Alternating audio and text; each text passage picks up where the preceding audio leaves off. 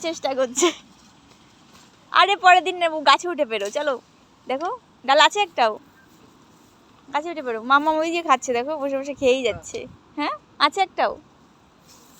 এই আমরা অবশ্যই এই কটা পেরেছি, এই কটা কাটতে পারলাম।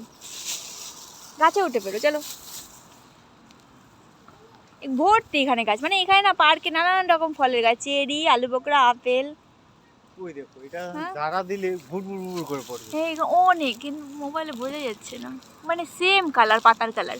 ওই যে এখানে ওই দিকে আরো অনেকগুলো আছে এরকম সেম। এই যে আলু বোকরার গাছ, কাঁচা অবস্থা একটু টক থাকে, কিন্তু পাকলে ভীষণ মিষ্টি।